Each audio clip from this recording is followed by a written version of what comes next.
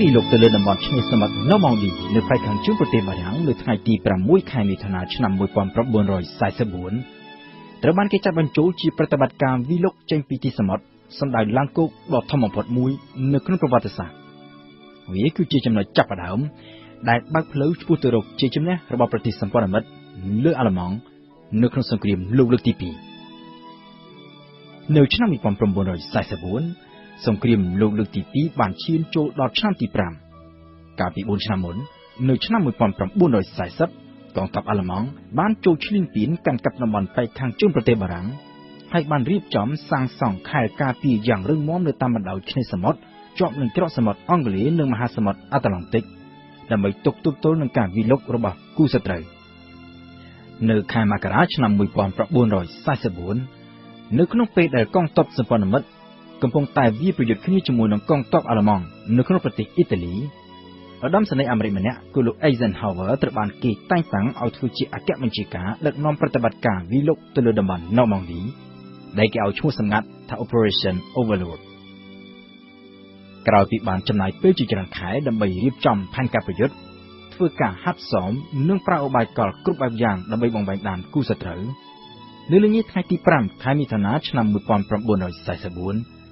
កងកម្លាំងសម្ព័ន្ធមិត្តចំនួនជាង 15,000 នាក់មកពីសហរដ្ឋអាមេរិកអង់គ្លេសនិងកាណាដាបាននាំគ្នាធ្វើដំណើរតាមនាវាចម្បាំងចំនួនជាង 5,000 គ្រឿងចេញពីប្រទេសអង់គ្លេសសម្ដៅទៅប៉ែកខាងជើងប្រទេសបារាំងគោលដៅគឺវាយលុកទៅលើទីតាំងចំនួន5នៅតាមបណ្ដោយឆ្នេរសមុទ្រប្រវែងប្រមាណ80 គីឡូម៉ែត្រនៅតំបន់ណូម៉ង់ឌីទីតាំងទាំង5នេះត្រូវបានគេឲ្យឈ្មោះសម្ងាត់ថា Sword, Juno, Gold, Utah និង Omaha នៅព្រឹកព្រលឹមថ្ងៃទី6មិថុនានៅពេលដែលនាវាដឹកទ័ពថ្មើរជើងរបស់សម្ព័ន្ធមិត្តធ្វើដំណើរជិតទៅដល់ឆ្នេរសមុទ្របារាំងនាវាចម្បាំងព្រមទាំងយន្តហោះចម្បាំងជាង 10,000 គ្រឿងបានបើកការវាយប្រហារទៅលើទីតាំងរបស់អាល្លឺម៉ង់នៅតាមបណ្ដោយឆ្នេរដើម្បីបើកផ្លូវឲ្យកងថ្មើរជើងធ្វើការចុះចតចំណែកឯកងឆ័ត្រយោងរាប់ពាន់នាក់ផ្សេងទៀតត្រូវបានគេទម្លាក់ពីលើយន្តហោះចុះនៅខាងក្រោយខ្សែត្រៀមរបស់អាល្លឺម៉ង់ដើម្បីធ្វើការកំទេចកំភ្លើងធំព្រមទាំងវាយកាត់ផ្តាច់ផ្លូវកុំឲ្យកងរថក្រោះរបស់អាល្លឺម៉ង់ធ្វើដំណើរទៅកាន់តំបន់ឆ្នេរនៅម៉ោង 6:30 នាទីព្រឹកប្រតិបត្តិការទ័ពថ្មើរជើងរបស់សម្ព័ន្ធមិត្តក៏បានចាប់ផ្ដើមឡើងដោយកងទ័ពអង់គ្លេសនិងកាណាដាបើកការវាយលុកទៅលើឆ្នេរ Sword, Juno និង Gold ចំណែកឯកងទ័ពអាមេរិកវាយលុកទៅលើឆ្នេរ Utah និង Omaha គិតត្រឹមល្ងាចថ្ងៃដដែលនោះកងកម្លាំងសម្ព័ន្ធមិត្តបានវាយដណ្ដើមកាន់កាប់ទាំងស្រុងនៅឆ្នេរសមុទ្រណូម៉ង់ឌីក៏ប៉ុន្តែជោគជ័យនោះទទួលបានដោយត្រូវចំណាយអាយុជីវិតទាហានរហូតដល់ទៅប្រមាណជាង 4,000 នាក់ដែលនៅក្នុងនោះគ្រាន់តែនៅទីតាំងមួយគឺនៅឆ្នេរ Omaha មានទាហានអាមេរិកស្លាប់រហូតដល់ទៅ 2,000 នាក់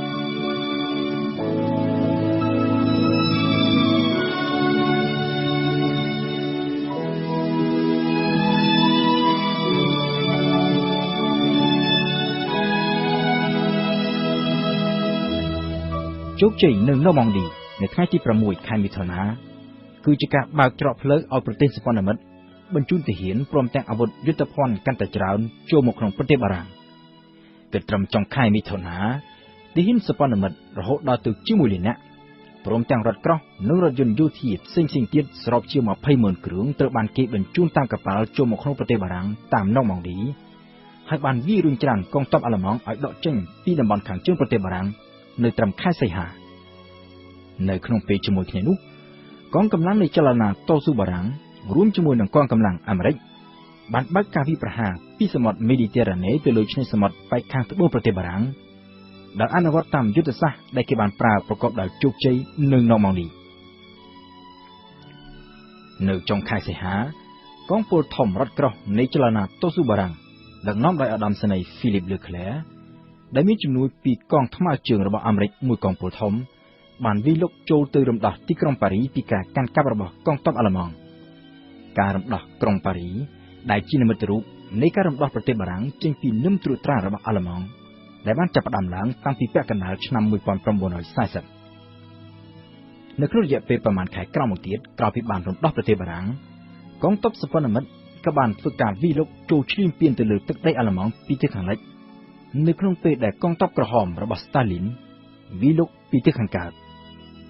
នៅខែមេសាឆ្នាំ1945 កងទ័ពអាមេរិកនិងកងទ័ពសហភាពសូវៀតបានជួបចាត់ដៃគ្នានៅត្រង់ទន្លេអែលបចម្ងាយប្រមាណជា100គីឡូម៉ែត្រខាងត្បូងទីក្រុងប៊ែរឡាំងគឺចាប់ពីពេលនោះហើយដែលប្រទេសអាល្លឺម៉ង់ត្រូវបានគេពុះចែកជាពីរគឺអាល្លឺម៉ង់ខាងកើតស្ថិតនៅក្រោមការកាន់កាប់របស់កងទ័ពសហភាពសូវៀតនិងអាល្លឺម៉ង់ខាងលិចស្ថិតនៅក្រោមការកាន់កាប់របស់កងទ័ពអាមេរិកនិងសិប៉ានិមិត្តនៅឯទីក្រុងប៊ែរឡាំងកងទ័ពនិងរដ្ឋាភិបាលអាល្លឺម៉ង់ដែលទទួលរងនឹងការទម្លាក់គ្រាប់បែកពីយន្តហោះអាមេរិកនិងសិប៉ានិមិត្តចាប់តាំងពីខែកុម្ភៈមកនោះត្រូវទទួលរងនឹងការបាញ់ផ្លោកឥតដាច់ពីសំណាក់កងទ័ពសូវៀតដែលបានឡោមព័ទ្ធទីក្រុងប៊ែរឡាំងចាប់តាំងពីថ្ងៃទី20ខែមេសានៅថ្ងៃទី30ខែមេសាឆ្នាំ1945នៅពេលដែលកងទ័ពរបស់ស្តាលីនវាលោកចូលទៅដល់កណ្ដាលទីក្រុងប៊ែរឡាំងហ៊ីតឡែរដែលបានមើលឃើញបរាជ័យនៅចំពោះមុខក៏បានធ្វើអត្តឃាតខ្លួនឯងហើយជាមួយសប្តាហ៍ក្រោយមកទៀតរដ្ឋាភិបាលអាល្លឺម៉ង់បានសុកចិត្តចុះចាញ់សង្គ្រាមដោយឥតលក្ខខណ្ឌសង្គ្រាមលោកលើកទី2នៅក្នុងតំបន់អារ៉ុបក៏ត្រូវបិទបញ្ចប់នៅពេល